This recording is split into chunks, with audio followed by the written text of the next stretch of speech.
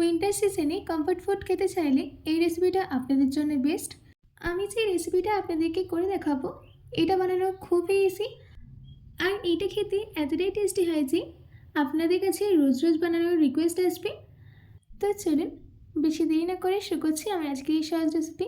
নমস্কার, আমি Pinu, cook with পিনুতে আপনাদের সবাইকে স্বাগত। রেসিপিটা বানানোর জন্য সবার প্রথমে আমি এখানে নিয়েছি 500 মটরশুঁটি। এবার আমি মটরশুঁটিগুলোকে ছাড়িয়ে একটা বোলে রেখে দেবো।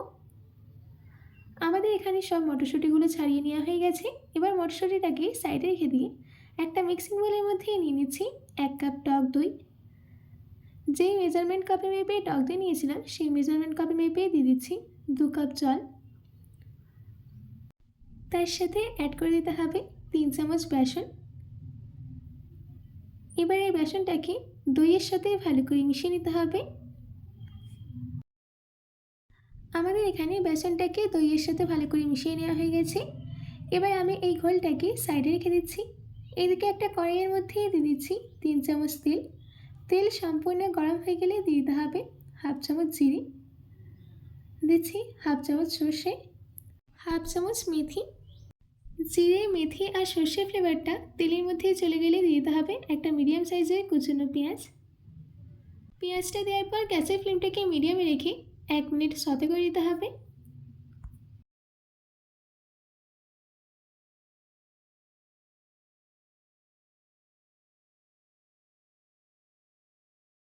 পেঁয়াজটাকে 1 মিনিট সতে করে নেওয়া হয়ে গেছে।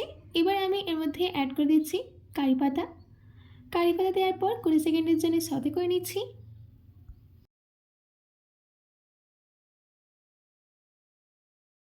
এবার এর মধ্যে অ্যাড করে দিতে হবে 2 চামচ গ্রেট করে রাখা রসুন আর কাঁচা লঙ্কা।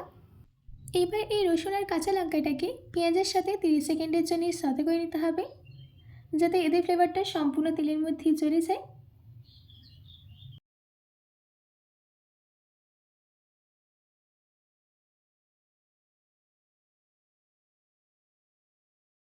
তিরিশ সেকেন্ড সতে করে নেওয়া হয়ে গেছে। এবার আমি এর মধ্যে কিছু বেসিক মশলা অ্যাড করে দেবো। দিয়ে দিচ্ছি 1 চামচ ধনে গুঁড়ো, হাফ চামচ হলুদ গুঁড়ো, ঝালের জন্য 1 চামচ লঙ্কা গুঁড়ো, আর দিয়ে দিচ্ছি স্বাদ মতো নুন।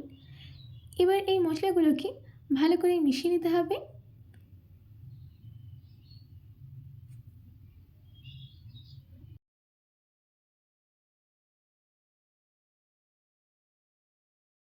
মশলাগুলোকে ভালো করে মিশিয়ে নেওয়া হয়ে গেলে এর মধ্যে অ্যাড করে দিতে হবে মটরশুঁটি। মটরশুঁটিটা দেওয়ার পর গ্যাসের ফ্লেমটাকে মিডিয়ামে রেখে 2 মিনিট রান্না করে নেব। এর থেকে বেশি মটরশুঁটিটাকে এখন রান্না করার দরকার নেই। যখন কারিটা রান্না হবে তখন মটরশুঁটিটাও তার সাথে সেদ্ধ হয়ে যাবে।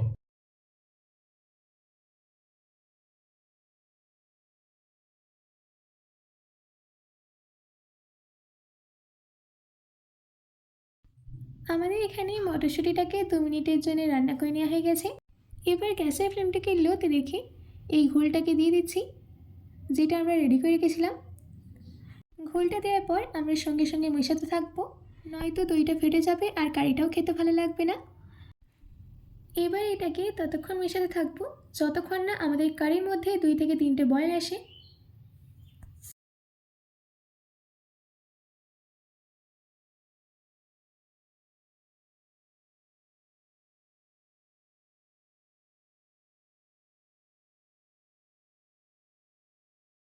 আমাদের এখানে কারির মধ্যে 3টে বয়েল চলে এসেছে, আর গ্রেভির থিকনেসটা দেখেও বুঝতে পারছেন যে আমাদের কারি একদম রেডি।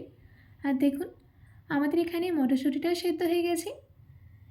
এবার এই কারির টেস্টটা বাড়ানোর জন্য আমি একটা তরকা রেডি করে নেব। তার জন্য আমি গ্যাসের মধ্যে তরকা প্যান বসিয়ে দিয়েছি। তরকা প্যানটা সম্পূর্ণ গরম হয়ে গেলে দিয়ে দিতে হবে 1 চামচ ঘি। তার সাথে দিয়ে দিচ্ছি হাফ চামচ সর্ষে, 1/4 টেবিল স্পুন হিং, দিচ্ছি কুচনো পেঁয়াজ, তার সাথে দিয়ে দিতে হবে 12 কোয়া রসুন। পেঁয়াজ আর রসুনটাকে 10 সেকেন্ডের জন্য সতে করে নিচ্ছি।